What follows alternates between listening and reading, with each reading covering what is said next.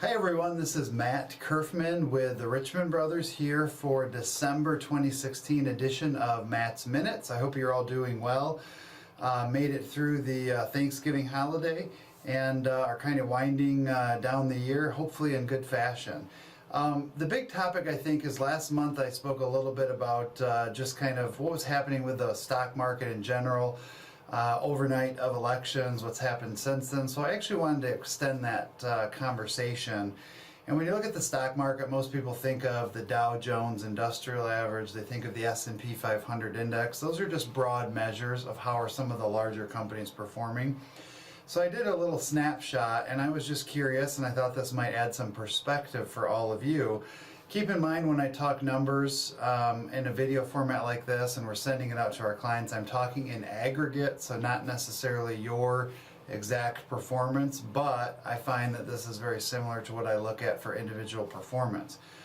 From November 7th to December 13th, November 7th is the day before elections, Tuesday, December 13th was yesterday, I looked at the S&P 500 and the price return was 6.58% to the plus.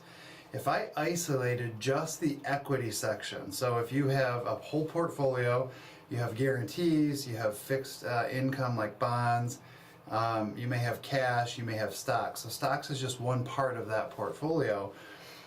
Your stock portfolio in average for Richmond Brothers has increased on those same days coming out of the elections 11% to the plus, compared to 6.5% on the S&P.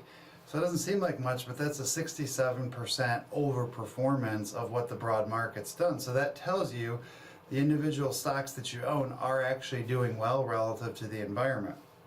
Now I saw a funny article on December 5th from CNBC, and it said in November the Dow Jones is surging and coming out of the elections, and we're nearing the 19,000 high range, and maybe by the end of the year we hit 20,000.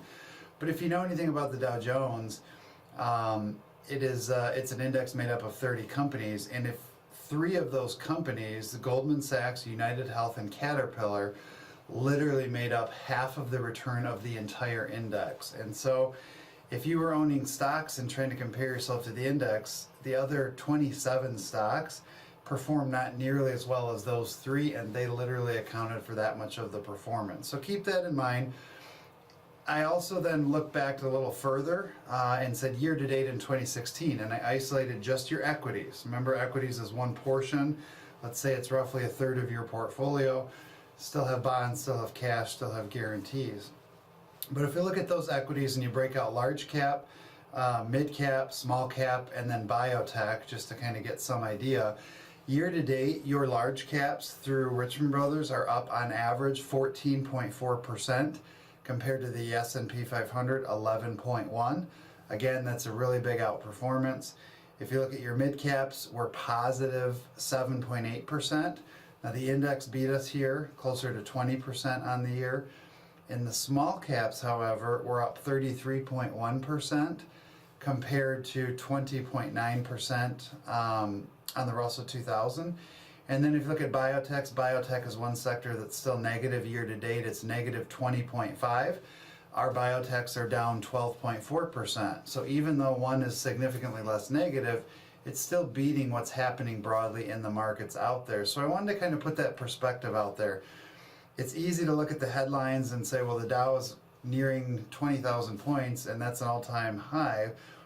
Why is my portfolio not at an all-time high? Well, number one, we don't have 100% of your money for the vast majority of you in all stock, and that's on purpose. Let me put some perspective to this. Does anyone remember what happened in the year 2008? We had our Great Recession. Now, if you had 100% in stocks, you would have been down near 40% in that year. Plus, if you were down 40% and you were taking a draw, you would have been down even further. The point is, it's easy to look and say the market's doing really well, my portfolio should be at an all-time high. I wanted you to have perspective of there are bad times that happen too, and that is why we don't have all of your money in the stock market. That's why you have bonds, that's why you have fixed annuities. And to give you some perspective, getting conservative with bonds have actually lost money since the election while the market's actually become positive. That's why you own different asset classes. I don't know exactly what the future brings on a day-to-day basis, but I do know that we need to have a broad, diversified allocation so that you benefit in good times, but also trying to bring balance. In wrapping up for the Matt's Minutes video for December, our core value here at Richmond Brothers for the month is embodied generosity of spirit. That's one of my favorite of our core values. That, I guess, along with living your life with an attitude of gratitude.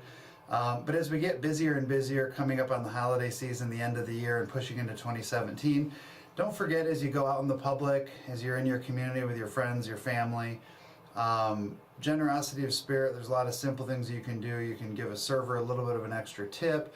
You can help someone out who's having a tough time around the holidays. So keep that in mind. And with that, happy holidays. Hope you all have a wonderful wind down to 2016. And just remember that as we get into 2017, we all have a choice in how we live and how we act. So make 2017 your best year ever. Thank you so much for tuning in, and make it a great day.